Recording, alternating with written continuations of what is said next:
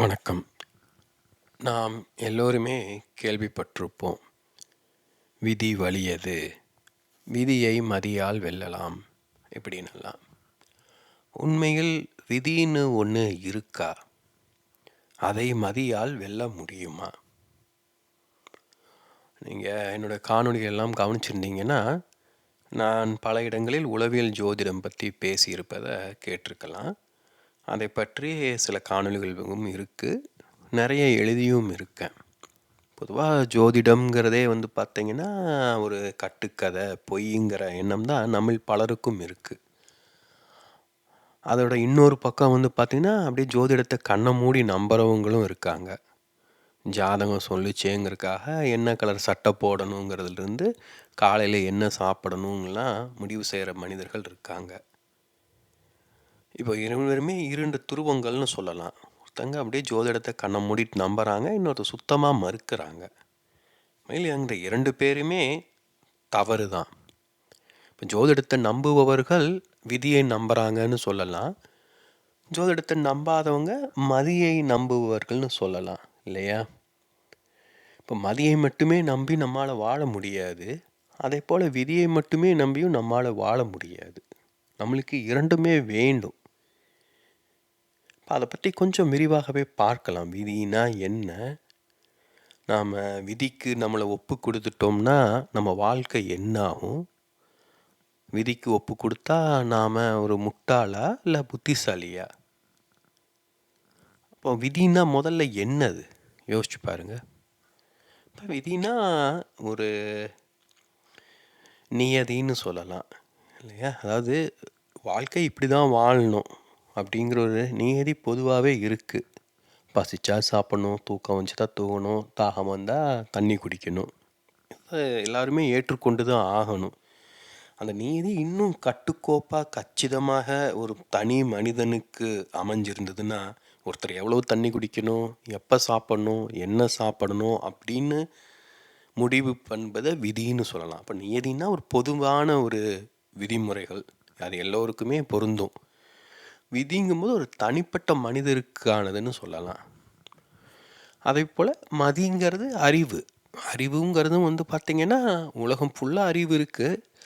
ஆனாலும் தனி மனிதருடைய அறிவு என்னவோ அதை வைத்து தான் அவருடைய வாழ்க்கையை வாழ முடியும். அப்போது மதியை நம்புபவர்கள் தங்களுடைய அறிவை நம்புகிறாங்க.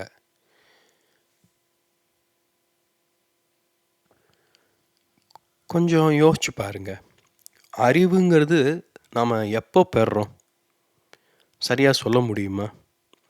கரெக்டாக எனக்கு 14 வயசு 3 மாதம் 15ஆம் நாள் நான் எனக்கு தேவையான அறிவை பெற்றுவிட்டேன், மதியை கொண்டு விதியை வென்றுவிட்டேன்னு சொல்ல முடியுமா?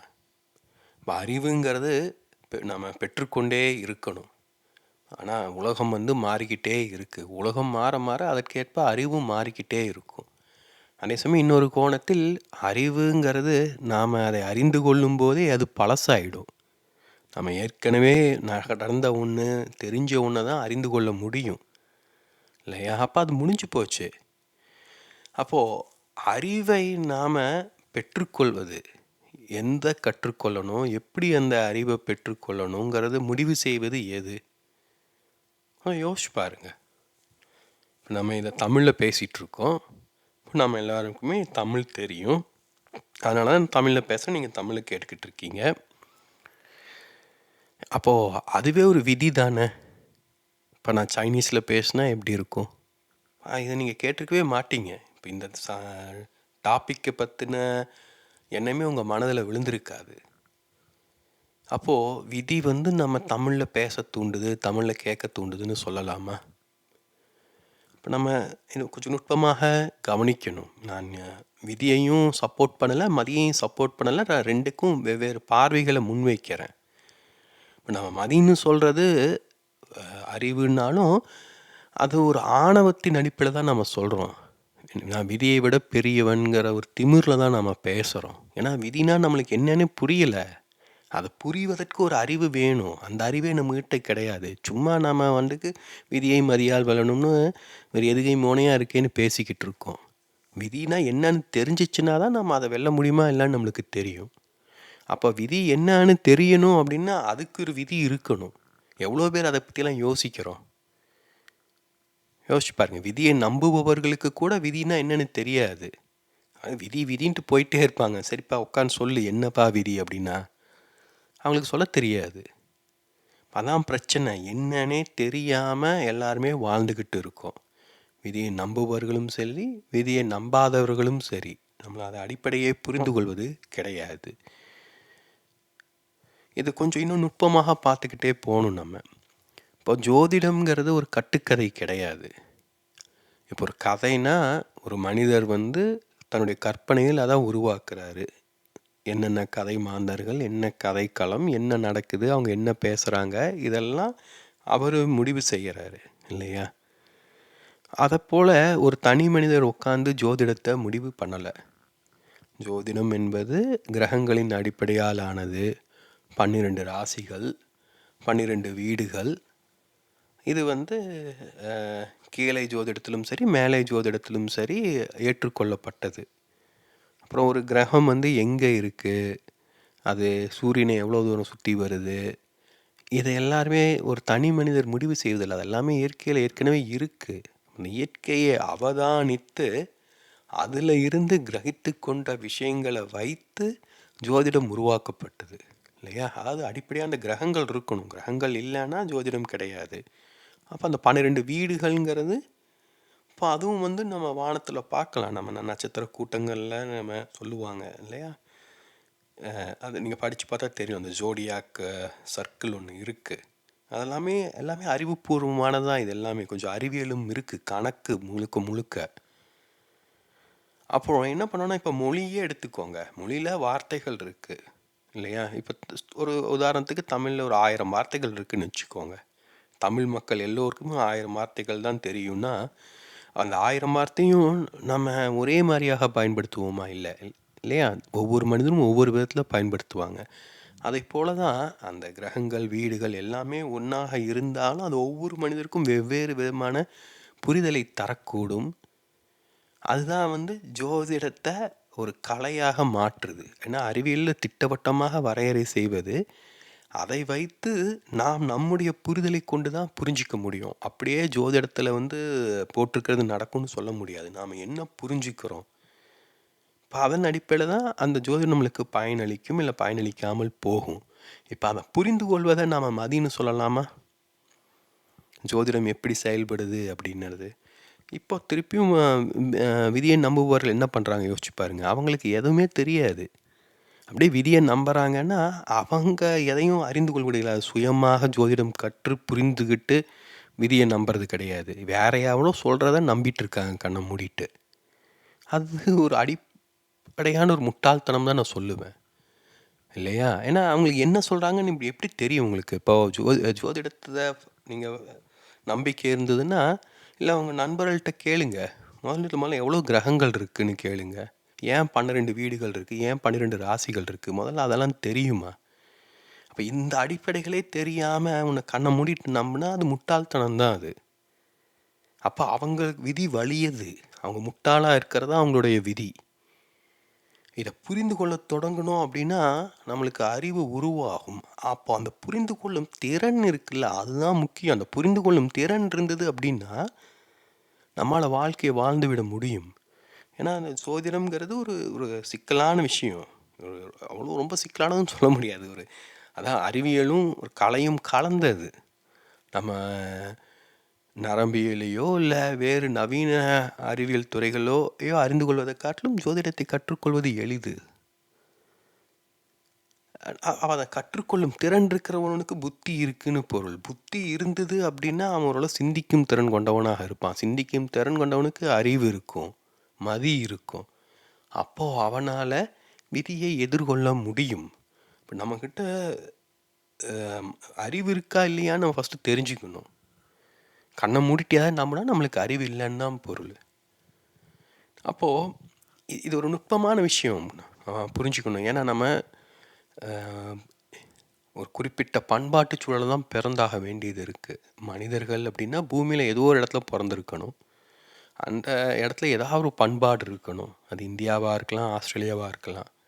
இப்போ அந்த இடத்துல நம்ம பொறக்கிறோம் அப்படிங்கும்போது, அந்த புவியியல் சூழல் இல்லையா? ஒரு நிலத்தில் நாம பொறக்கிறோம். அங்க ஒரு பருவநிலை இருக்கும். நாம வெயில் காலத்துலயோ, மழை காலத்துலயோ, குளிர் காலத்துலயோ பொறக்கிறோம். பகல்லையோ, இரவுலயோ பொறக்கிறோம். நம்மை சுற்றி மனிதர்கள் இருப்பாங்க. அந்த மனிதர்கள் வந்து அங்க பல 100 ஆண்டுகளாக வாழ்ந்துகிட்டு இருப்பாங்க.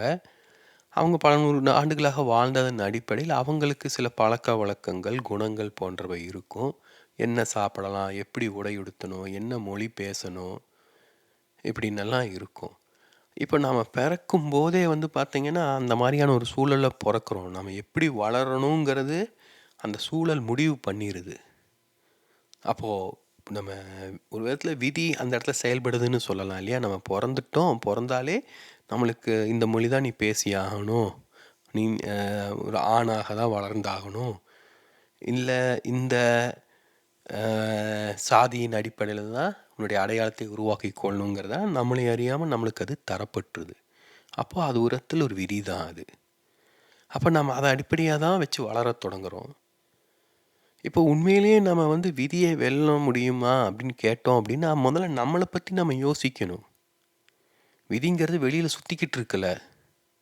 அத கூப்பிட்டு வச்சு மிரட்டி கட்டுப்படுத்துறதுக்கு. நாம முதல்ல ஏன் பொறந்தோம்? அதுதான் விதி தானே. அத பத்தின புரிதல் நம்மளுக்கு வேண்டும். அத நம்ம பெற்றோர்கள்ட்ட நம்ம அதெல்லாம் பத்தி பேசியிருக்கோமா? அவங்ககிட்ட கேட்டாலும் இதெல்லாம் பேசவும் முடியாது இல்லையா? அப்ப நம்ம பிறப்ப பத்தியே நம்மளுக்கு தெளிவு இல்ல. அப்போ வாழ்க்கைய பத்தி நம்மளுக்கு என்ன தெளிவு இருக்கும்? வாழ்க்கையை நம்மால எப்படி எதிர்கொள்ள முடியும்? ஆனா இதான் ஒரு சிக்கல் இது. அதாவது முட்டை முதல்ல வந்துச்சா, கோழி முதல்ல வந்துச்சாங்கிறத போல, நாம பொறக்கும்போது எப்படி இருந்தோம்னு நம்மால தெரிஞ்சுக்கவே முடியாது. நாம தெரிஞ்சுக்கும்போது நம்மளுக்கு அறிவை கொண்டு தான் தெரிஞ்சுக்க முடியும். இப்போ உங்க வயசு 40 இப்போ அத பத்தி கேள்வி எழுப்புறீங்க அப்படின்னா, நீங்க இது இப்போதைய அறிவின் அடிப்படையில பார்க்குறீங்க. அப்போ நீங்க அத பார்ப்பதும், புரிந்து கொள்வதும் கண்டிப்பா வேறு விதத்தில் இருக்கும். ஒரு பக்குவமா இருக்கும்னு சொல்லலாம். 40 வயசு உங்களுக்கு ஒரு பக்குவத்த தந்திருக்கும் வாழ்க்கையில. அப்போ நம்ம மதியை பயன்படுத்துறோம். அதன் மூலமாக நாம விதியின் பிடியிலிருந்து விடுபடுகிறோம். உண்மையில் இந்த 2மே ஒன்றோடு ஒன்று இணைந்தது. ஒன்றை நாம் அறிந்து கொள்ளாதபோது அது விதி. அதை அறிந்து கொள்ளத் தொடங்கும்போது அது மதி.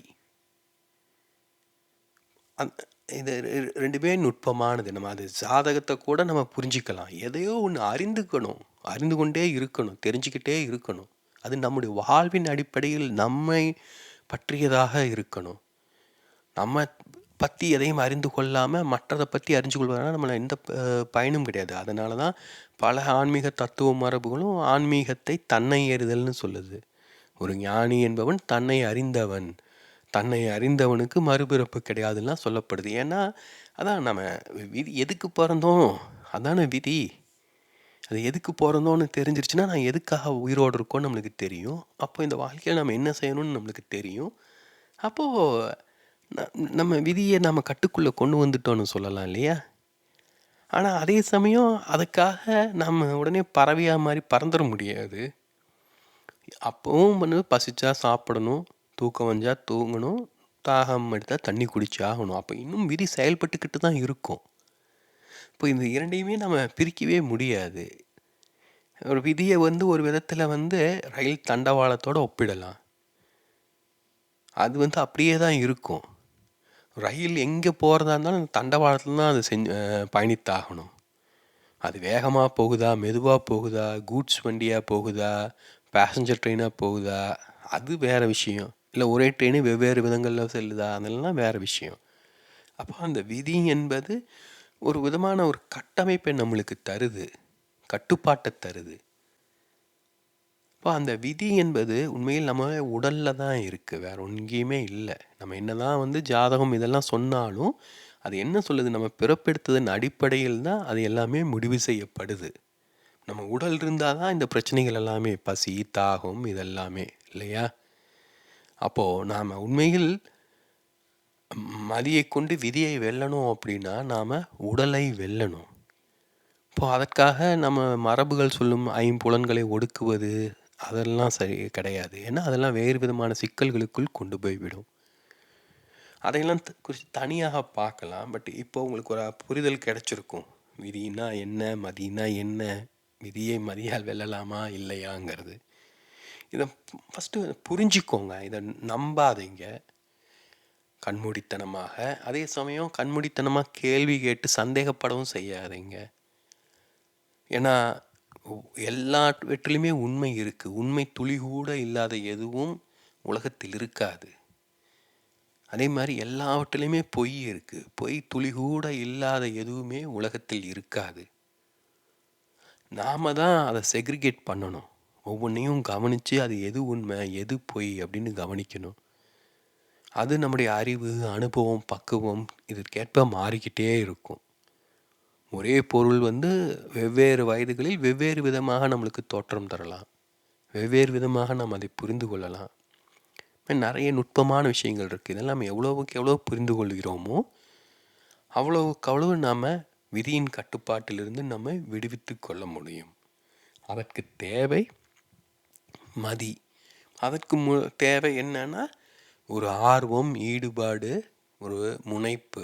இப்போ இந்த காணொலி கேட்டுட்ருக்கீங்கன்னா இதை அறிந்து கொள்வதற்காக நீங்கள் கேட்டுக்கிட்டு இருக்கீங்க. இதே முனைப்போடு நீங்கள் எவ்வளவு அறிந்து கொள்கிறீங்களோ அவ்வளவு ஆழமாக விதியிலிருந்து உங்களை விடுவித்து கொள்ள முடியும்.